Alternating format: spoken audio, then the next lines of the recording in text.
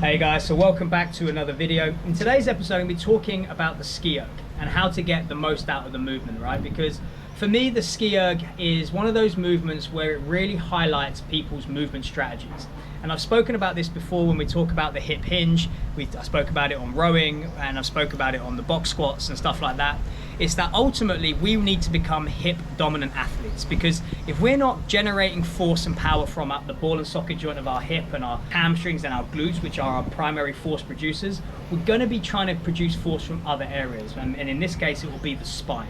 And what happens here is that our body remembers what it repeatedly does. So if we are performing something like the skier with poor technique, we are just ingraining poor movement strategies that will spill over into other movements such as deadlifts and squats, which carry, in my opinion, much more risk associated with them due to the external load that we use in those movements. So understanding that when people ski or when people row, they are generally going to be performing somewhere between 30 and 50 strokes a minute. Yeah, that's 30 to 50 repetitions a minute that we are ingraining. So we want to make sure that we are ingraining the correct movement strategy. So if I demonstrate what a poor movement strategy might look like, you can see here from this demonstration is that the primary mover here is the spine. I'm flexing over, and the little hip movement that I do generate is as a secondary component after the spine movement. And actually that's the opposite of what we want on a skier. We want the primary movement to be to, once we've got the arms to full length, to catch the weight at the highest point possible, and then to hinge and then fold over through the spine. There is a crunching aspect that comes with this, but because we're initiating the hips first, it's less of a problem because the lever length is shortened or the spine length is shortened. It's only when we keep the head leg straight and then we flex over that creates a longer spine and generates more torque, more shearing, more force through that lower back, which brings with it excessive wear and tear through that lumbar spine, a region that we see so many problems with so many people. And I think that by teaching people how to perform the hip hinge efficiently and how to become hip dominant athletes, but then how that carries over to movements like the skier, because the reality is that especially since the emergence of things like Hyrox, which the skier is obviously a big component of, we are kind of stuck into this loop of, you know, I want to do the ski as fast as I possibly can, which is great, but we want to be doing it as fast as I can with optimal technique. Because if you start to put excessive forces and excessive speeds through poor technique, you are going to, in my opinion, accumulate excessive wear and tear that can lead to injuries and breakdown somewhere down the line. So like I always sort of say is that lifting weights and training in general is like crossing a road. If you look left and right and you do it properly, it's safe. Okay, but if you become blasé, if you become casual in your approach to crossing a road, and you don't look left and right and you take your chances, then unfortunately I believe it's going to be a matter of when you get hurt, not if.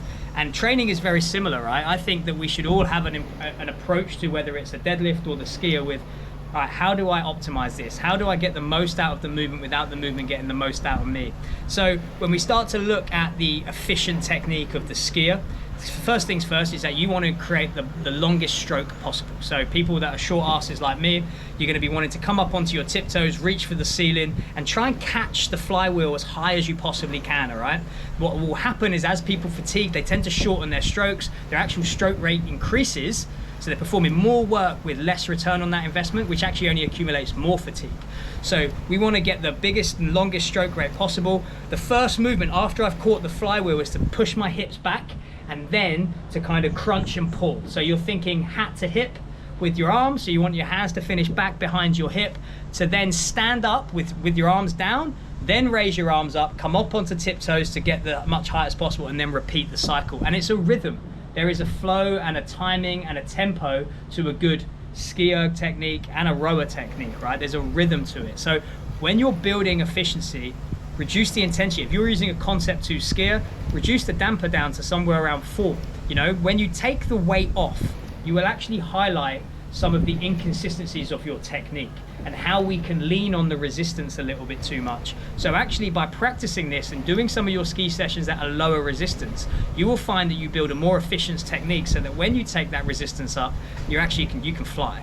And you've built that rhythm, you've built that timing, and you've built that technique that will then support some high intensive work that is necessary for things like Hyrox and max effort work. So hopefully you found this video useful. I like going through these little shorter ones that highlight some of the problematic techniques that I see being in a gym and have seen being in a gym for the last 15 years. So hopefully you found this useful. If you have any questions or you want me to delve a little bit deeper or you want to ask something, then please feel free to do that in the comments section.